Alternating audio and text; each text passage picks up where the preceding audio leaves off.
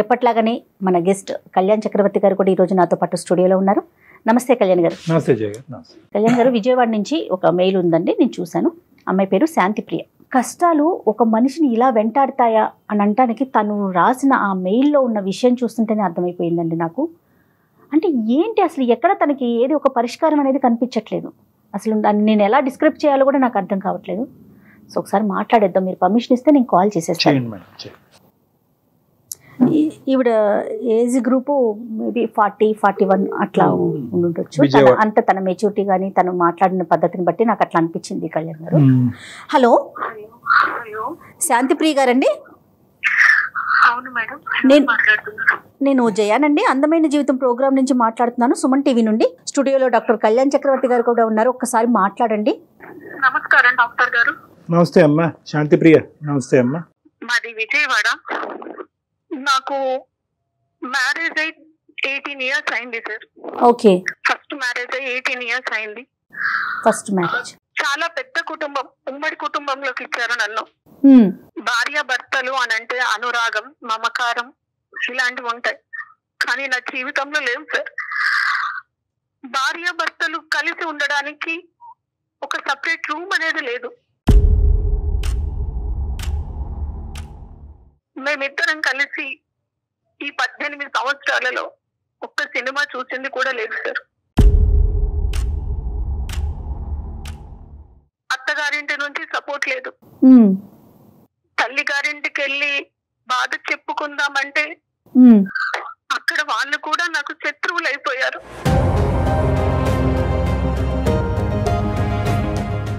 అసలు మీ వారు ఏం చేస్తుంటారండి? మా వారు రియల్ ఎస్టేట్ లో చేస్తుంటారు, బాగానే సంపాదించారు, కోట్ల ఆస్తి, ఆడపడుచులు మరిది కూడా ఉన్నారు. ఆస్తి పాస్తులు, పెద్ద కుటుంబం అన్నారు, ఉమ్మడి కుటుంబం అన్నారు. ఎక్కడ సమస్య వచ్చింది? సమస్య ఎక్కడి నుంచి వచ్చిందంటే, నేను ఒక మంచి చీర కట్టుకొని మంచిగా రెడీ అయినా మా మరిది మా వారితో అనేవారు, చూడు ఎలా రెడీ అయింది, ఎవరి కోసం రెడీ అయింది అడుగు. ఆయనలో లేని అనుమానాన్ని రేకెత్తించడం. కలిసి మాట్లాడుకునే టైం ఉండదు మేడం. తన నుంచి సాయంత్రం వరకు చాకిరీ చేయడమే, వండి పెట్టడం. అంటే మాకంటూ ఒక ప్రైవసీ లేదు, ఒక రూమ్ లో కూర్చొని మాట్లాడుకునేది లేదు. 18 సంవత్సరాలలో నాకు 14వ సంవత్సరంలో నేను ప్రెగ్నెంట్ అయ్యాను మేడం. 14 సంవత్సరాలకి నేను ప్రెగ్నెంట్ అయితే నన్ను ఎలా చూసుకోవాలి మేడం ఆయన?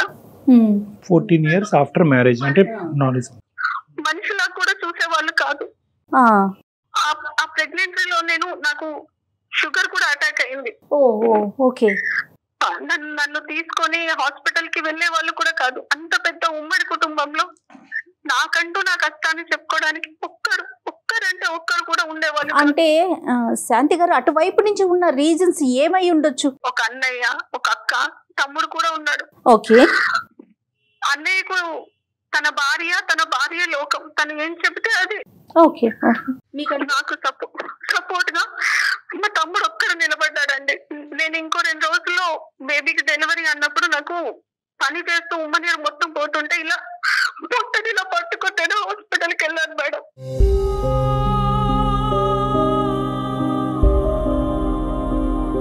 నాతోనే ఒక్కరు కూడా రాలేదు. ఇంత పెద్ద ఉమ్మడి కుటుంబంలో పొట్టని ఇలా పట్టుకొని ఆటోలో నేను వెళ్ళిపోతే బేబీ కడుపులోనే చచ్చిపోయింది మేడం.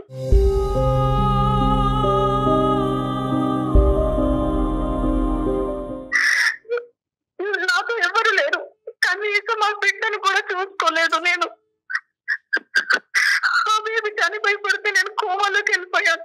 స్పృహలోకి వచ్చాక అడిగితే బేబీ కడుపులోనే చనిపోయింది అని అన్నారు.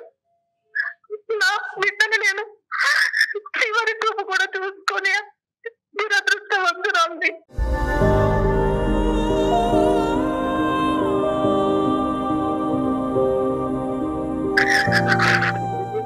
అమ్మ అన్న పిలుపుకు కూడా దూరం అయిపోయాను నేను. నా బిడ్డ కోసమైనా బ్రతుకుదాం అనుకున్నాను మేడం. నాకు ఆ దృష్టం కూడా లేకుండా చేశాడా దేవుడు. అంటే డిలే అయిందమ్మా, అంటే డెలివరీ టైంకి అంటే మీరు హాస్పిటల్కి వెళ్ళటం వల్ల లేట్ అయ్యిందా? ఎవరు సపోర్ట్ లేరు అప్పుడు నీకు? ఎవరు కొద్దిగా లేరు. ఎవరన్నా తొందరగా స్పందించి మీరు కొద్దిగా ముందుగానే హాస్పిటల్కి వెళ్ళి ఉంటే బిడ్డ బతుకుండేదా? అవునండి, బిడ్డ బ్రతికేది. ఆ ఉమ్మ నీరు మింగేసి బిడ్డ చనిపోయింది కడుపులో.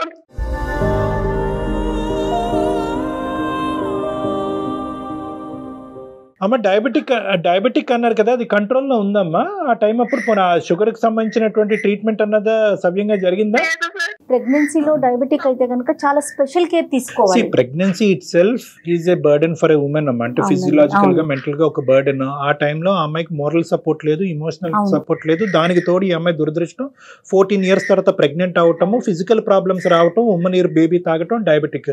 సో అన్ని కలిసి వచ్చినాయి పాపం తనకి. కలిసి రావటం ఒకటిని. ఒకప్పుడు ఇలాంటి సమస్యలు సర్వసహజంగా చూస్తూ ఉంటాం అమ్మా. Only thing that she would have needed at this point is support. Support అనేది లేకపోవడం. ఆ అమ్మాయికి ఏంటంటే ఇమోషనల్ గా మోరల్ గా సపోర్ట్ లేదు అనేది ఇంతవరకు బాధపడింది.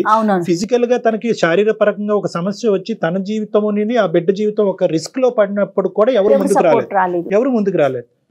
ఇట్లా నాకు అయినాక కూడా మా వారు కనీసం ఎలా ఉంది, ఓ పర్లేదు మళ్ళీ మనకు పిల్లలు పుడతారు అన్న సపోర్ట్ కూడా లేదు మేడం. మోరల్ సపోర్ట్ ఎప్పుడు లేదమ్మా. అంటే నువ్వు ఎవరు లేరు, నువ్వు నా జీవితానికి పట్టిన శనివి, ఇంకా నువ్వు నాకు బిడ్డల్ని కూడా ఇవ్వలేదు అన్నట్టుగా. నువ్వు ప్రెగ్నెంట్ అవటం అన్నది అసలు అతనికి ఇష్టమేనా అమ్మా? అంటే 14 సంవత్సరాల తర్వాత నువ్వు ప్రెగ్నెన్సీ వచ్చింది, గర్భం దాల్చావని చెప్పి నీకు ఎంత ఆనందం ఉందో అందులో కొంతవరకైనా అతనికి లేదు. ఆయనకు ఎంతసేపు ఆయన బిజినెస్, ఆయన ఫ్యామిలీ, ఆయన చెల్లెళ్ళు, ఆయన తమ్ముడు, ఇదే ఆయనకు లోకం. సో ఇంట్లో ఒక పని చేయడానికి ఒక ఆడది అంతే. ఆ ఇంట్లో పని మనిషిగా చూస్తున్నారు, మీకంటూ ఒక స్వేచ్ఛ పెట్టడానికి. కానీ ఇంతకంటే విచిత్రం ఏంటంటేనమ్మా, ఒకటి శాంతి, ఓకే అత్తింటి వాళ్ళు ఇలా ప్రవర్తిస్తారని చాలా సందర్భాల్లో చూసాం. కానీ ఇప్పుడు 1 సంవత్సరం 2 సంవత్సరాల పాటు సర్దుకుపోవమ్మా, సమస్యలు సర్దుమనుగా అవుతాయి. అత్తింట్లో ఇలాంటి అలాగే చెప్పేవారండి. అమ్మగారు సర్దుకుపోమ్మా, మా పరువు పోతుంది. నాన్నగారు అనేవారు, వెనక్కి వచ్చేసేయమ్మా, నేను నిన్ను చూసుకుంటాను, వెనక్కి వచ్చేసేయమ్మా అని. ఆయన మారకపోతాడా, నా ప్రేమను అర్థం చేసుకోలేకపోతాడా, ఆయనకు మారకపోతాడా అని ఇంకా నా వల్ల కాలేదు. నాన్నగారు కూడా మొత్తం మంచాన పట్టేసి నా మీద రందితో బాధతో ఆయన మంచాన పడితే ఇంకా నేనుండి ఒక్కసారి చివరి చూపు కన్నా వెళ్ళేసి వస్తాను అని ఎంత బతిలాడినా కూడా పంపించలేదండి.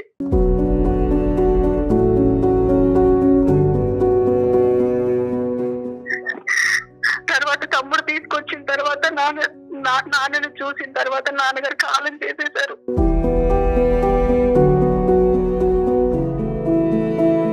తమ్ముడు ఇంకా పంపించలేక, నీ ఆరోగ్యాన్ని నేను చూసుకుంటాను, నీకు నేను ట్రీట్మెంట్ ఇప్పిస్తానని సైకియాట్రిస్ట్ దగ్గర తీసుకెళ్లి ట్రీట్మెంట్ కూడా ఇప్పించారండి. సో నాన్నగారు చనిపోయినప్పటి నుంచి ఇంక ఇంట్లో ఉండిపోయారు మీరు, మీ పుట్టింట్లో? అమ్మగారితో పాటు అమ్మ, నేను, మా తమ్ముడు మమ్మల్ని తీసుకెళ్లి సపరేట్ రూమ్ తీసుకొని అక్కడ ఉంచారండి. ఇక్కడ దేవుడు కూడా చిన్న చూపు చూసాడండి. అయ్యో. మా తమ్ముడి భార్య మమ్మల్ని చూసుకుంటున్నారన్న కక్షతో సమాజంలో నాకు మా తమ్ముడి మీద నిందలేసిందండి ఆ అమ్మాయి. ఏం కర్మమ్మ ఇది? నా మీద మా తమ్ముడి మీద నిందలేస్తే ఆ విషయం కూడా నాకు తెలియలేదండి. ఈ మధ్యలో అమ్మగారు కూడా కాలం చేసేసారు. మా ఇంటి ఓనర్ వచ్చి, ఇలా మీ తమ్ముడు రావద్దమ్మా, ఇలా మీకేదో జరుగుతుందంట అంటే నేను ఏమైపోవాలండి?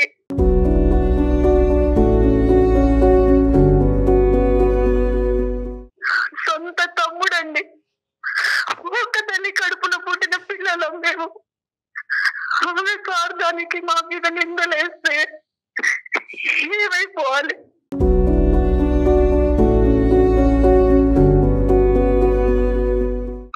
అమ్మ ఉన్న ఇంట్లో నేను 1.5 years ఉన్నాను సార్. డాక్టర్ గారు చెప్పమ్మా, రాత్రి పూట నిద్ర పట్టక మధ్యలో వాష్రూమ్ కి లేవాల్సి వస్తుంది, భయం వేస్తుందని 2 sleeping tablets మింగి పడుకునే పద్ధతి సార్ నేను.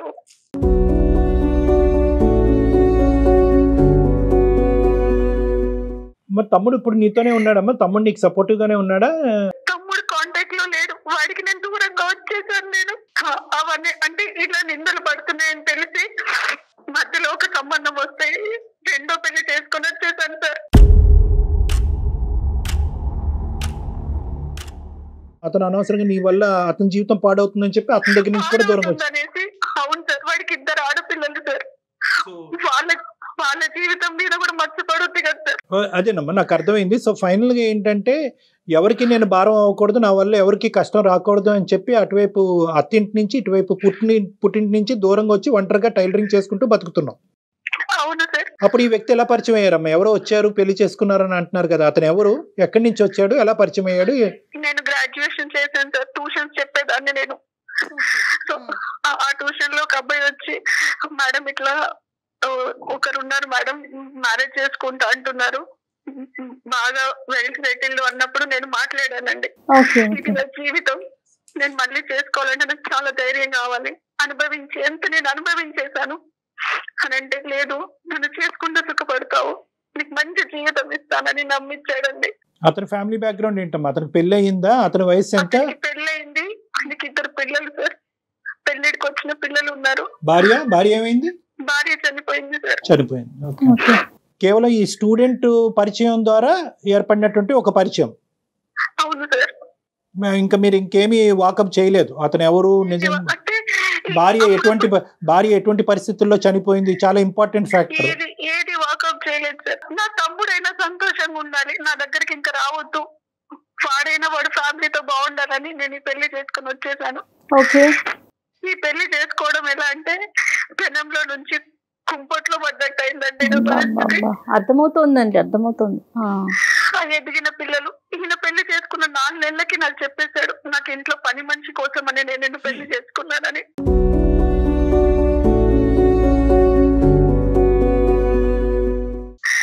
నా ఎదిగిన పిల్లలకు చూసి పెట్టడానికి, వంట చేసి పెట్టడానికి అన్నట్టుగా. అక్కడి పరిస్థితి కంటే ఇక్కడ ఇంకా దారుణం సార్. పంజరంలో చిలకలాగా ఇంకా దాన్ని మాటలతోని పొడవడం.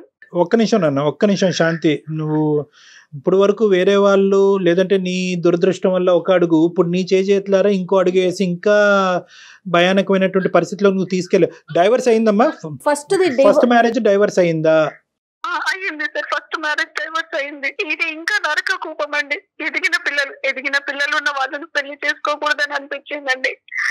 ఆ పిల్లలు కూడా చోటుపోటి మాటలు అనడం, అక్కడే ఉండాలి, ఎవరితో మాట్లాడొద్దు, మాట్లాడితే ఆ రోజు ఇంకా నాకు ఒక విధమైన నరకాన్ని చూపిస్తారు. అమ్మా పెద్దల సమక్షంలో జరిగిందా? అతని వైపు ఎవరన్నా పెద్దవాళ్ళు అది ఉన్నారమ్మా? అమ్మ మీ హస్బెండ్ సైడ్? సెకండ్ లేదు సార్, గుళ్ళో జరిగింది. నా వైపు నుంచి నేను ఎవరిని పిలవలేదు సార్. అతని సైడ్ నుంచి అమ్మా? అతని సైడ్ నుంచి అతని పిల్లలు ఉంటాడండి. అంతే ఏదో తొందరలో కదమ్మా, ఏదో కారణం ఉంటది. ఎందుకు చేసుకున్నావు? తమ్ముడు అన్న తన ఫ్యామిలీతో బాగుంటాడు, 2 ఆడపిల్లల జీవితాలు బాగుంటాయని.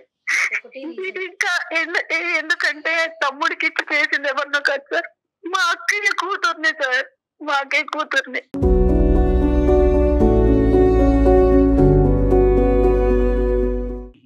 అంటే నేను తనకి పిన్నిని సార్.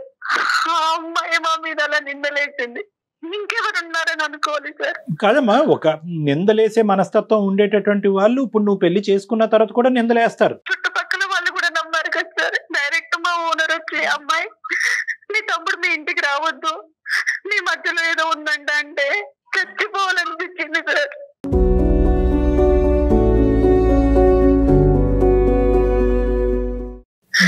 నిజంగా అమ్మ, ఒక నిందేసేటటువంటి పరిస్థితి వచ్చినప్పుడు దానికి మీరు ఎంచుకున్నటువంటి పరిష్కారం మాత్రం తొందరపాటు పరిష్కారం. అది నేను చెప్పాలి అని అనుకుంటున్నాను. నిందేసేటటువంటి ఎవరో నిందేయలేదు, సొంత మీ అక్క కూతురే. అంటే మీ కుటుంబ సభ్యుల్లోనే ఒక నిందేసినప్పుడు, అంటే మీ కుటుంబం గురించి బాగా తెలిసి చూసినటువంటి ఒక వ్యక్తే ఇలా నిందేసినప్పుడు వాళ్ళ యొక్క ఇంగితం ఏంటి, వాళ్ళ యొక్క ఆలోచన శైలి ఏంటి అన్నది మనకు అర్థమవుతుంది.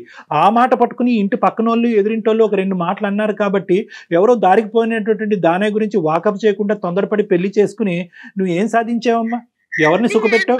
నీ బ్రదర్ని సుఖపెడదాం అనేటటువంటి ఒకే ఒక ఉద్దేశంతో, అతని మీద నిందపడకూడదు, అతని కాపురం చెడిపోకూడదు అనే ఒక ఉద్దేశంతో చేసుకున్నటువంటి ఈ పెళ్లి నీ బ్రదర్కి భారం అయిందా, భారం తగ్గిందా? భారం ఎక్కువైంది. ఇప్పుడు ఈ రోజు ఏంటంటే మీకొక్కరి దానికే కాదు, అంత పెద్ద మనసు ఉన్నటువంటి మీ బ్రదర్కి కూడా ఈ రోజు కౌన్సిలింగ్ చేయాలనేటటువంటి పరిస్థితి వచ్చింది. ఆ పెళ్లిలోంచే 18 సంవత్సరాలు పట్టింది మిమ్మల్ని బయట వేయటానికి. మీ కుటుంబ సభ్యులు ఎవరు సపోర్ట్ చేయకపోయినా ఒంటి చేతి మీద బయటకు తీసుకొచ్చి కాపాడాడు. ఎందుకు కాపాడాడు? ఆ నరకంలో కాకుండా నీ మటుకు నువ్వు ఒంటరిగా నువ్వు బతకచ్చు, నువ్వు బతికినంత కాలం నేను నీకు సపోర్ట్ ఇస్తాను అనేటటువంటి విధంగా నిన్ను బయటకు తీసుకొచ్చాడు. బయటకు తీసుకొచ్చిన తర్వాత ఏం చేశాడు అతను? అతను వెనకాతలు ఎవరు ఏమో వాళ్ళ భార్య ఇంకోటి అనుకుంటుందా, ఎవరో ఏమనుకుంటున్నారా అనేటటువంటి పట్టింపు అతనికి లేదు. నువ్వు పట్టించుకోవటం మొదలుపెట్టావు. ఇదేంట్రా తమ్ముడు, నీ జీవితం నాశనం అయిపోతుంది, నేను ఇంకో పెళ్లి చేసుకుంటానని చెప్పి ఈ రోజు ఇంకా భయంకరమైనటువంటి చిక్కుముడి మీ బ్రదర్ కూడా తయారు చేసినటువంటి పరిస్థితి అయింది. ఇంట్లో నుంచి అడుగు బయట పెడితే కాకులాగా పొడుచుకు తిన్నారు సార్. ఇప్పుడు నువ్వు చెప్పేటటువంటి మాటలు Shanti, that is the reality of the society. ఇప్పుడు సొసైటీ బట్టి నేను బతకాలి అని అనుకుంటే కనుక నువ్వు బ్రతకలేవు. సొసైటీ ఇలా అనుకుంటుంది, అలా అనుకుంటుంది, వాళ్ళ నోర్లు ఇలా మూయించాలి, వీళ్ళ నోర్లు ఇలా మూయించాలి అనేటటువంటి పద్ధతిలో మీరు ముందుకెళ్తే వీళ్ళు నోర్లు మూయించేటటువంటి పనిలో మీరేంటంటే తప్పు మీద తప్పు చేసుకుంటూ పోతూ ఇంకా ఊబిలో కూరిపోతారు. ఇప్పుడు మీ పరిస్థితి అలాగే అయింది. 18 సంవత్సరాల పాటు మీరు ఆ కుటుంబంలో నరకను అనుభవించినప్పుడు ఏ సొసైటీ వచ్చి, ఏ సమాజం వచ్చి మిమ్మల్ని కాపాడిందమ్మా? మీ సొంత రాలేదు, మీ సొంత తల్లిదండ్రులే రాలేదు, మీ కుటుంబ సభ్యులే రాలేదు. మనసున్న మహారాజు లాగా మీ తమ్ముడు ఒక్కడు కాపాడకపోతే కనుక మీరు ఈ రోజు ఆ ఇంట్లోనే అక్కడే చనిపోయి ఉండేవారేమో మీరు. కానీ నా జీవితంలో సంతోషం అనేది వస్తుంది అని మా తమ్ముడు నాకు చాలా ధైర్యం ఇచ్చారు సార్. ఇప్పుడు ఆ తమ్ముడు తను కూడా నేను మాట్లాడట్లేదు.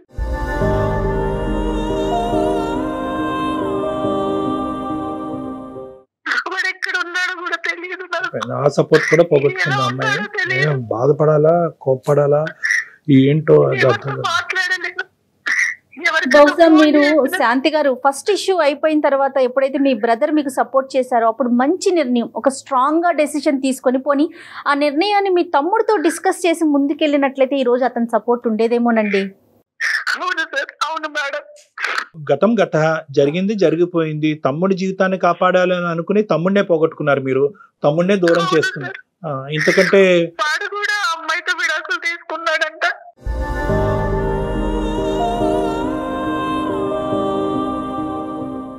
అయిపోయింది అక్కడ కూడా అయిపోయింది.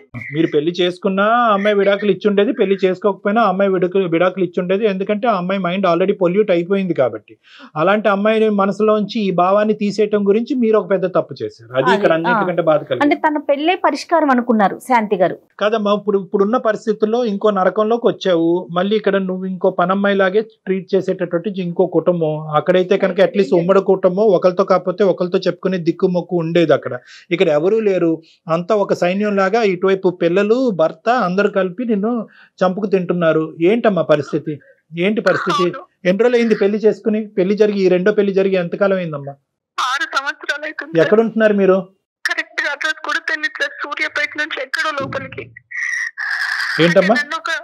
సూర్యాపేట నుంచి చాలా లోపలికి రావాలి సార్. నువ్వు ఎక్కడున్నావు కూడా నీకు తెలియదమ్మా? అడ్రస్ కూడా తెలియదు సార్. నాకు షుగర్ కదా సార్. ఇంట్లో పని చేస్తూ నాకు బొటన వేలు ఇట్లా పాడైపోయి మొత్తం వేలంతా పాడైపోయినా నన్ను హాస్పిటల్ తీసుకెళ్ళలేదు సార్. నువ్వే ఒక దండగా అంటే నీకు ఇంకా ట్రీట్మెంట్ కూడా అంటాడు ఆయన.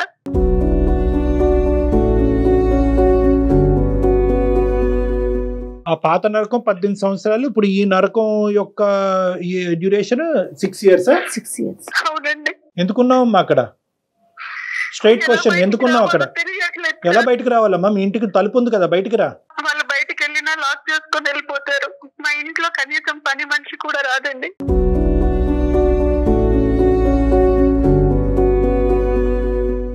అది కదమ్మా ఇంటికి వచ్చినా నేను మాట్లాడకూడదు వాళ్ళతో. ఇప్పుడు అర్థమైంది కదా ఇంట్లో ఇంకో స్త్రీ ఎలా చనిపోయింది అన్నది.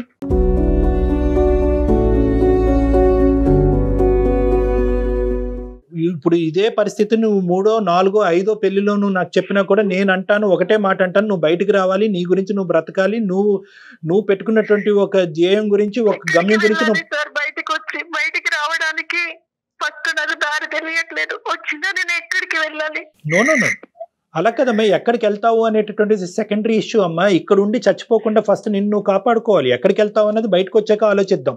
నీకు డిగ్రీ ఉంది, టైలరింగ్, కానీ నా బాధ ఒక్కసారి ఎవరికైనా చెప్పుకుందాం అనిపించింది. సంతోషం అమ్మా, చాలా సంతోషం. ఈ రోజు వాళ్ళు బయటకు వెళ్ళినప్పుడు మాకు ఎలాగైతే ఫోన్ చేసావో నీకు బోల్డ్ అంత లీగల్ సిస్టమ్ సపోర్ట్ ఉంది.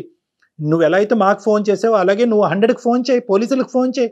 ఇలా నేను నరకయాతను అనిపిస్తున్నాను, ఇక్కడ బంధించి పెట్టారు, నన్ను ఒక జైల్లో పెట్టారు, నన్ను ఇలా నేను ఒకసారి 100కి డైల్ చేశాను. అది అంతకన్నా నరకం చూపించాడు ఆయన వచ్చి. సొసైటీలో నాకంటూ ఒక పేరుంది, నువ్వు ఏదైనా అనుకుంటే జరిగిపోదని, నన్ను దాటి ఏ విషయం వెళ్ళలేదు అని. ఎటొచ్చి ఏంటంటే మీరేమనుకున్నారు అంటే కనుక మీరు ఇంకా ఆ గిల్ట్లోనే ఉండిపోయారు. అరే తొందరపడి పెళ్లి చేసుకున్నాను, రెండో పెళ్లి, మొదటి పెళ్లిలో బ్రదర్ వచ్చి కాపాడాడు, ఈ పెళ్లిలోంచి కూడా ఇంకోళ్ళు ఎవరో వచ్చి కాపాడతారని మీరు వెయిట్ చేస్తున్నారేమో, ఎవరు రారు. ఇది మీకు మీరుగా తీసుకోవాల్సినటువంటి నిర్ణయం. మీరు గట్టిగా అనుకుంటే కనుక ఎల్లకాలం అలా బందికానాలాగా వాళ్ళు ఉంచేటటువంటి అవకాశం లేదు. మీరు ఒక అవకాశం చూసుకుని స్ట్రైట్ అవే బయటకు రండి. ఫస్ట్ ఆఫ్ ఆల్ ఏంటంటేనమ్మా, మీరు ఎక్కడ ఏ తలుపు ఏ డోర్ నాక్ చేసి హెల్ప్ తీసుకోవాలనేటువంటి ఫస్ట్ మీకు అర్థం అవ్వాలి. ఇంకా ప్రపంచం అంత గుడ్డిబారిపోలేదమ్మా. ఇంకా సమాజంలో లా ఉంది, మీకు హెల్ప్ చేసేటటువంటి NGO ఆర్గనైజేషన్స్ ఉన్నాయి, సామాజిక పరమైనటువంటి సోషల్ ఆర్గనైజేషన్స్ ఉన్నాయి, స్త్రీలకు సపోర్టివ్గా లీగల్ సిస్టమ్ ఉంది. అటువంటి తలుపులు తట్టడం అనేటటువంటిది మీరు ఒక ఆలోచన కింద పెట్టుకోవాలి. మీరు ఇంకా సెంటిమెంట్స్లోని గిల్ట్లోనే ఉండిపోతున్నారు. పెళ్ళి అయ్యింది, పిల్లలు ఉన్నారు, రెండో పెళ్ళి, తప్పు విధంగా వచ్చి నేను పెళ్లి చేసుకున్నాను కాబట్టి ఈ రోజు కాకపోతే రేపైనా కూడా ఇక్కడ మారిపోతారు, నన్ను పని మనిషిలా చూడకుండా ఒక మనిషిలా చూస్తారు అనేటటువంటి ఒక హోప్తో, ఒక పనికిరాని హోప్తో ఎక్కడైతే కూరుకుపోతున్నారో అక్కడే ఇంకా కూరుకుపోతున్నారు. ఇది మీరు ఇందులోంచి అంటే 6 సంవత్సరాలు అయిపోయింది, మళ్ళీ ఇందులో 6 సంవత్సరాలు అయిపోయింది. ఇప్పుడు ఏమనుకుంటారంటే అరే ఆల్రెడీ 6 years అయింది కదా, ఇంకెక్కడికి వెళ్తానులే, ఇంకా అంతా అయిపోయింది, తమ్ముడు లేడు, ఎవరు లేరు, ఇక్కడే చచ్చిపోతానని అనుకుంటున్నారు. అది కరెక్ట్ కాదు. మీ గురించి మీరు బ్రతకాలి, ఒక స్వేచ్ఛాయుతమైనటువంటి జీవితాన్ని మీరు బతకాలి. మీ జీవితం మీద మీకు నమ్మకం రావాలి. నాకు ఇంకో భయం కూడా ఉంది డాక్టర్ గారు, బయటికి వచ్చాక ఈయన నన్ను బతకనిస్తాడా, ఈయన గురించి నేను చెడుగా చెప్తే అమ్మా నువ్వు ఎలాగైతే భయపడుతున్నాడో ఆ మనిషిలో కూడా ఒక భయం అన్నది ఉంటుంది. ఆ మనిషిలో భయం పుట్టించాలి మీరు, ఆ మనిషిలో భయం పుట్టించాలి. మీరు నొక్కవలసినటువంటి బటన్ నొక్కట్లేదు కాబట్టి అతను ఇలా పబ్బాన్ని గడుపుతున్నాడు.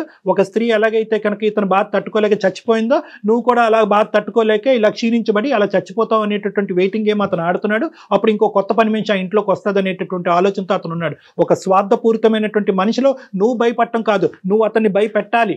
ఒక పోరాట పట్టణంతో ముందుకెళ్తేనే ఇలాంటి వాళ్ళకి బుద్ధి వస్తుందమ్మా. వదిలేస్తే మళ్ళీ ఇంకొక వ్యక్తి అదే, ఇప్పుడు డాక్టర్ గారు చెప్పినట్లు అదే ప్లేస్ లో ఉంటారు కదా. అతను ఒకటే కాదమ్మా, అతన్ని చూస్తూ ఇదే జీవన విధాన శైలి అని చెప్పి రాంగ్ ఎగ్జాంపుల్ గా తీసుకునేటటువంటి 2 పిల్లలు ఉన్నారు. వాళ్ళు ఎంత భయంకరమైనటువంటి రాక్షసుల కింద మారుతారో, ఎటువంటి కుటుంబాలని వాళ్ళు రేపొద్దున పెద్ద నాశనం చేస్తారో అనేటటువంటి సమస్య కూడా ఇక్కడ ఉంది. ఇంకొక 100 జీవితాలు నాశనం అవ్వకముందే నువ్వు కథం తొక్కాలమ్మా. ఎంతమ్మా 2 నిమిషాలు, ఇప్పుడు ఈ ఫోన్ పెట్టే కానీ 100కి ఫోన్ చేయి, లేదంటే మమ్మల్ని చేయమంటే మేము చేస్తాం. మీ లొకేషన్, వాట్సాప్ లొకేషన్ మాకు షేర్ చేయండి, మీరు ఎక్కడున్నారో మాకు చెప్పండి, మేము పోలీసులకు అక్కడ పంపిస్తాం. మేము నేను ఫస్ట్ నువ్వు అందులోంచి బయటపడు, విడుదలవు. అలాగే డాక్టర్ గారు. దేవుడు ఇచ్చినటువంటి ఈ జీవితాన్ని కాపాడుకో. నీ కాళ్ళ మీద నువ్వు నిలబడి నువ్వు బయటకు వెళ్ళి సమాజం ఏ లెక్కేస్తుంది అనేది తీసి పక్కన పెట్టేసే. తప్పకుండా డాక్టర్ గారు. ఓకే, తప్పకుండా. All the best. Thank you. Good luck Shanti. Right Shanti garu, thank you అండి. థ్యాంక్స్ అమ్మా. థ్యాంక్ యూ అమ్మా, all the best. God bless. ఎంతకంటే భయంకరమైంది ఏమైనా ఉందమ్మా? ఏం కళ్యాణ్ గారు, అసలు ఎటుపోతుంది సమాజం? ఎలాంటి ఆలోచనలు, బాబా చిచ్చి చిచ్చి. సమాజం మాట్లాడుకోవటానికి సిగ్గు అనిపిస్తుంది. సమాజం కంటే చూసారమ్మా, ఇక్కడ ఏంటంటే నిజంగా హెల్ప్లెస్నెస్ అనేటటువంటి దానికి ఇది ఒక పర్ఫెక్ట్ ఎగ్జాంపుల్ అనమాట. ఇప్పుడు అమ్మాయి ఏంటంటే కనుక మెయిన్గా బయటికి 2 కారణాల వల్ల బయటపడలేకపోతున్నాం. ఏంటంటే నేను ఆల్రెడీ ఇది రెండో పెళ్లి, ఇది నేను నా చేతులారా తప్పుగా దిగినటువంటి పెళ్లి. అదేదో అందుకే చుట్టూ పొయ్యి మించి కుంపట్లో పడినట్టు.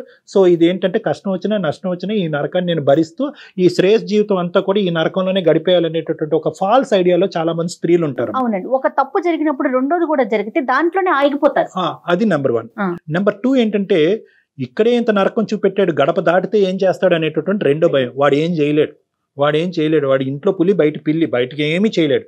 ఎటొచ్చి ఏంటంటే ఇలాంటి ఆడవాళ్ళు అలా అనుకునే అమ్మో ఇంకా ఏం చేసేస్తాడు అనేటటువంటి. ఆ అమ్మాయి ఇంకో మాట ఏమంటుంది, నేను బ్రతుకుండి ఎందుకు అనేటటువంటి మనిషికి నీకెందుకు ప్రాణభయం అమ్మా, నువ్వు బయటకు అడిగేయి అనేటటువంటి మనం ధైర్యం ఇవ్వటం. 2 బేసిక్ సొల్యూషన్స్ ఇవి, ఎవరైనా కూడా చెప్పేటటువంటి సొల్యూషన్. ఇటొచ్చి ముఖ్యంగా ఏంటంటే ఈ 2 సొల్యూషన్స్ ఆ అమ్మాయికి ఎందుకు కనిపించట్లేదు అంటే ఆ అమ్మాయి ఒక గిల్ట్ భయం అనేటటువంటి కుంపట్లో ఉండిపోయింది, ఇలా ఉండిపోయింది. ఫస్ట్ లో తమ్ముడు సపోర్ట్ చేశాడు, ఇప్పుడు అతను కూడా లేకపోయేసరికి నేను ఒంటరిని, నాకు ఎవ్వరూ లేరు అనే పాయింట్ తనకి రేజ్ అవుతుంది. మోస్ట్ ఇంపార్టెంట్ ఏంటంటే మళ్ళీ తమ్ముడు లాంటి ఒక మహత్తరమైనటువంటి ఒక మనిషి వచ్చి నన్ను ఇందులోంచి బయటకు లాగుతాడు అనేటటువంటి ఒక అనవసరమైనటువంటి హోప్ లో ఆ అమ్మాయి 6 సంవత్సరాల పాటు గడిపేసింది. తన నెంబర్ మనం తీసుకుందాం మేడం. ఎమర్జెన్సీ నెంబర్స్ అన్ని కూడా అమ్మాయికి మెసేజ్ పెట్టండి మీరు, లేదంటే కాల్ చేసి చెప్పండి. ఆ కాంటాక్ట్ నెంబర్స్ అన్ని కూడా తనకి హెల్ప్ఫుల్ గా ఈ రోజు కాకపోయినా రేపైనా కూడా అమ్మాయి కాల్ చేసి ఒక అవకాశం తీసుకుని బయటపడుతుంది. తప్పకుండా కళ్యాణ్ గారు. నమస్తే. అందమైన జీవితం సమర్పిస్తున్న వారు 49 అంటే సంతోషం, 49 అంటే సంతానం.